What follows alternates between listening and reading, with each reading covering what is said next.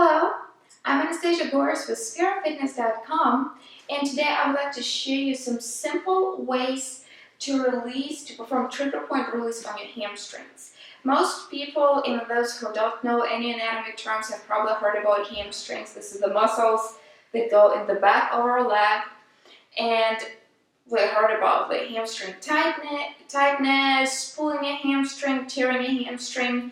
There's some very common injuries in athletes and just regular people, especially if you don't exercise a lot and all of a sudden you get this really sudden bout of athletic activity. Those muscles can tighten up, can get injuries, all kinds of things happen to them. So we're going to use our sphere balls. We're going to be using a large ball and a small ball to release those muscles. A lot of people have really tight hamstrings, and no matter what they do, how much they stretch, those muscles just don't want to cooperate. So sometimes trigger points can be the actual reason why that release, the flexibility, is not getting into the area. We sit a lot.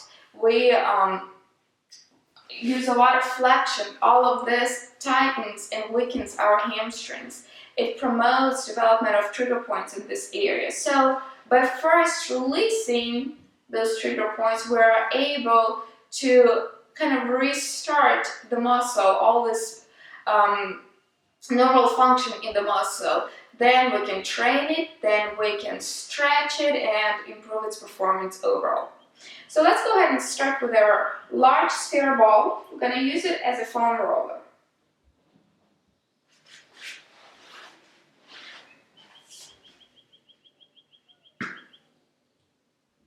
Let's go ahead and start with our large sphere ball. We're going to use it as a foam roller.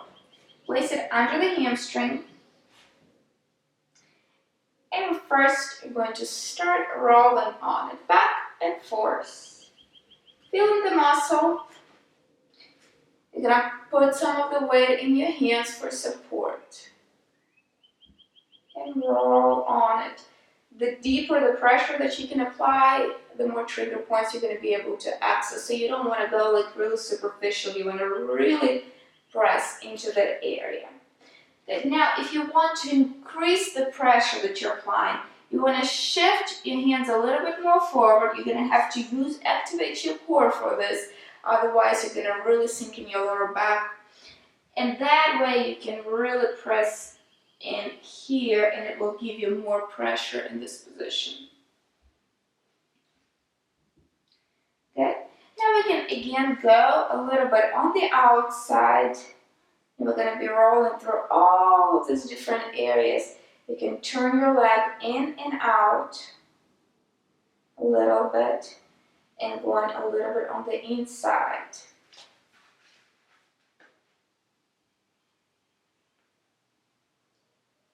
Hamstrings are usually pretty easy to get to because they're right there, but some of the trigger points can be buried deep inside of those muscles, so you want to make sure that you go slowly and try to locate every possible trigger point that's there. So for me, I just found one over here, so I'm going to go ahead and take a smaller ball and place it over there. Now, there are several ways that you can apply more pressure. You can simply press into that trigger point into your leg with your hand and apply pressure this way. You can try by placing another leg over it and kind of sliding on the ball. Another option is to take a chair, hard chair, a bench. I'm going to be using this box over here, and place the ball under the spot. That way you can have more leverage with the other leg, and you can press the weight forward without really putting too much stress into your upper body. So that's probably going to be the most optimal way to get deep into those trigger points. And you can just move that ball under the hamstring and make sure that you find each and every part of those trigger points, locate them, hold them. 20 to 30 seconds. And then you release. So go ahead and stretch your entire hamstring area at the back of your leg. And once you're done, the best thing to do is to stretch out these muscles. Let's go ahead and go back down on the floor. Hamstrings are again very easy to stretch. Simply place both legs, or you can do just one since we're working with one of the legs right now. Place it on the floor, flex the foot, and try to bring the knee down. Don't keep your knee bent, just bring it down. Sometimes just doing that will be enough to get a deep stretch into a hamstring. Now go ahead and engage your core, so you're pulling your navel and your entire front of your body, your abs in and up, like you're zipping up tight pants in front of you.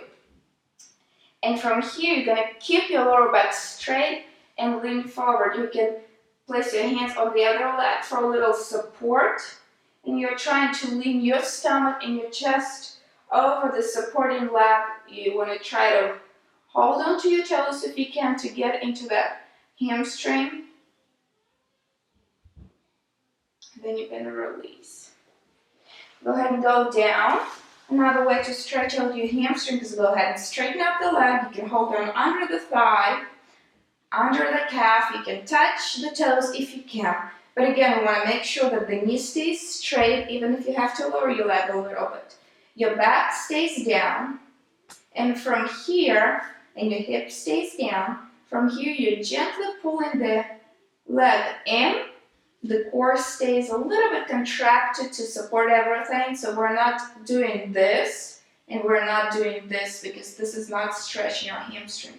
Keep it straight, pull forward. You can even feel, the more you flex your foot, the more you're going to feel the stretch in your calf. If that's just too much for you, just leave your foot alone and just focus on the hamstring for right now. Here, go hold it here for about 20 seconds. And then release. Good, so now it's time to do the same type of release on the other leg. Don't forget about it. Start with your large sphere ball. Go deeper with your small sphere ball and finish with some nice stretches. See you again soon. Bye.